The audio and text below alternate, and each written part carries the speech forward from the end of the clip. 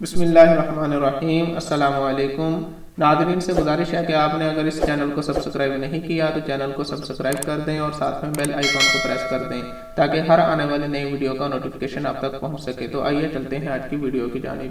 بسم اللہ الرحمن الرحیم۔ جھیل سیف الملوک۔ جھیل سیف الملوک کہاں ہے، کیسے بنی، اونچائی کتنی ہے، اس کی گہرائی کتنی ہے، سرفس ایریا کتنا ہے اور اس جھیل کا نام سیف الملوک ہی کیوں رکھا گیا ہے، ان تمام سوالوں کے جوابات آج ہم اس ویڈیو میں لیں گے۔ تو پہلے بات کرتے ہیں جھیل سیف الملوک کی لوکیشن کی۔ جھیل سیف الملوک پاکستان کے صوبہ خیبر پختونخوا کے ضلع مانسہرہ میں موجود ہے۔ ضلع مانسہرہ کے ایک پہاڑی سلسلہ جو وادی کاغان کہلاتا ہے، اس کے آخر شمال میں ناران کے قریب سیف الملوک نیشنل پارک میں یہ جھیل موجود ہے۔ یہ دریائے کنہار کا سورس بھی کہلاتا ہے، یعنی دریائے کنہار کے پانی میں اس جھیل کا پانی بھی شامل ہے۔ سطح سمندر سے تقریباً 3224 میٹر اونچائی پر یہ جھیل موجود ہے اور پاکستان کی بلند ترین جھیلوں میں اس کا شمار ہوتا ہے۔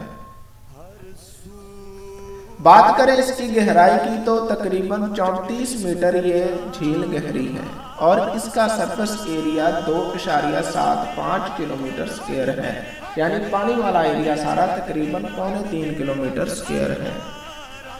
موسم گرما میں یہاں موسم خوشگوار اور نظارہ قابل دید ہوتا ہے۔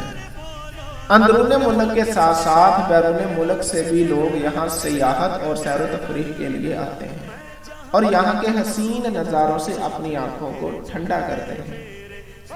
کہا جاتا ہے کہ 3 لاکھ سال پہلے وادی کاغان کا سارا علاقہ برف سے ڈھکا ہوا تھا، پھر ٹیمپریچر انکریز ہونے کے ساتھ ساتھ درجہ حرارت بڑھنے کے ساتھ ساتھ یہ برف پگھلنا شروع ہوئی۔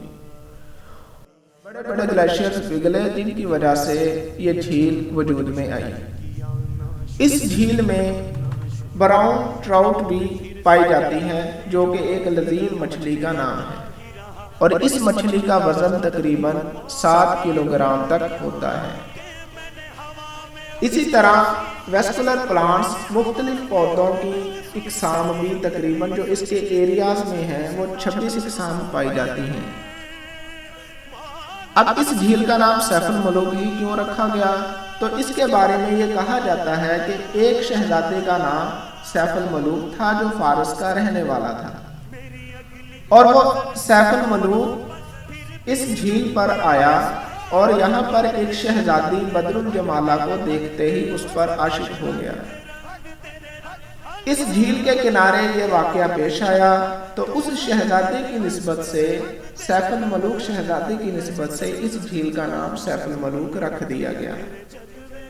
پنجابی شاعر، صوفی شاعر میاں محمد بخش رحمۃ اللہ علیہ، انہوں نے اپنے کلام میں بھی اس کا ذکر کیا ہے۔